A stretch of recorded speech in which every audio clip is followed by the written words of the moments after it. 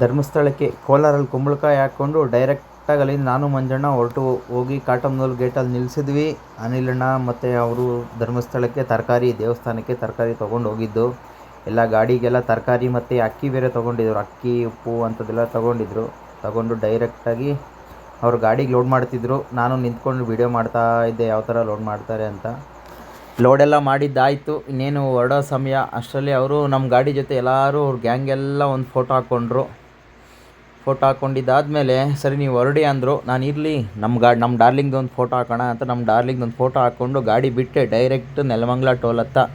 ಎಲ್ಲೂ ನಿಲ್ಲಿಸಿಲ್ಲ. ನೆಲಮಂಗಲ ಟೋಲ್ ಹತ್ರ ಹೋಗಿ ನಾನು ಮಂಜಣ್ಣ ಒಂದು ಟೀ ಕುಡ್ಕೊಂಡು ಮತ್ತು ಅಲ್ಲಿಂದ ಬಿಟ್ಟು ನಾನ್ ಸ್ಟಾಪ್ ಹೊಡೆಯೋಣ, ಗಾಡಿ ಎಲ್ಲೂ ನಿಲ್ಲಿಸೋದು ಬೇಡ ಅಂತ ಹೈವೇಲಿ ನಮ್ಮದು ಒಂದು ಇರಲಿ ಅಂತ ಸಾಂಗ್ ಹಾಕ್ಕೊಂಡು ನಾನ್ ಸ್ಟಾಪಾಗಿ ಗಾಡಿ ಹತ್ರ ಹಾಸನ್ನಿನೊಂದು 60 ಕಿಲೋಮೀಟ್ರ್ ಇತ್ತು. ಅಲ್ಲಿ ತನಕ ಟೈಮ್ ಒಂದು ಗಂಟೆ ಆಗಿತ್ತು. ಹಾಸನ ತನಕ ಹೋಗಿ 1 ಗಂಟೆಗೆ ನಾನು ಮಂಜಣ್ಣ ಹೋಗಿ ಹೋಟ್ಲ್ ಹತ್ರ ಹಾಕ್ಬಿಟ್ಟು ಗಾಡಿ ನಿಲ್ಲಿಸ್ಬಿಟ್ಟು ಊಟಕ್ಕೆ ನಿಲ್ಲಿಸಿದ್ವು. ಹೋಗಿ ನಾವು ಮಂಜಣ್ಣ ಏನೋ ಚಪಾತಿ ಮತ್ತು ಎಗ್ ಏನೋ ಹೇಳ್ದ.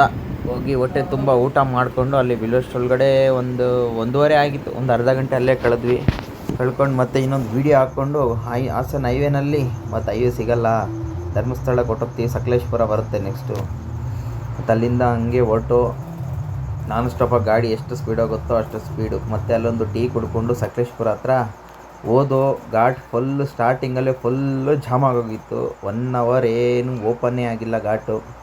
ಇರಲಿ ಅಂತ ಘಾಟ್ ಅಲ್ಲಿಂದ ಹೋಗಿ ಕರೆಕ್ಟಾಗಿ 4 ಗಂಟೆಗೆ ನಾವು ಧರ್ಮಸ್ಥಳ ಸೇರಿದ್ವಿ. ಹೋಗಿ ಫೋನ್ ಮಾಡಿ ಅನಿಲ್ ಅಣ್ಣಗೆ ಫೋನ್ ಮಾಡಿದೆ.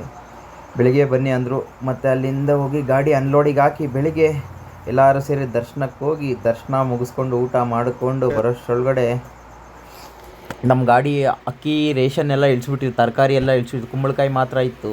ಕುಂಬಳಕಾಯಿ ಇಳಿಸ್ಕೊಂಡು ಮತ್ತು ಅಲ್ಲಿಂದ ಅನಿಲಣ್ಣ ಫುಲ್ಲು ಮಳೆ ಗುರು. ಅವರು ಮಳೆಯಲ್ಲಿ ಗಾಡಿ ಅನ್ಲೋಡ್ ಆಗ್ತಾಯಿದ್ರೆ ಅವರಷ್ಟಕ್ಕೆ ಅವ್ರು ಏನೇನೋ ಮಾತಾಡ್ಕೋತಿದ್ರು, ಯಾವ ಕಡೆ ಟ್ರಿಪ್ ಹೋಗಬೇಕು ಬೇರೆ ಕಡೆ ಅಂತ. ನಾವು ಅಲ್ಲಿಂದ ಬಂದುವೋ. Manjanna on the way full jar soda ಕುಡಿಬೇಕಂತು. ಕುಡಿಯೋಣ ಮಂಜಣ್ಣ ಅಂತ ಕೊಟ್ಟೆ.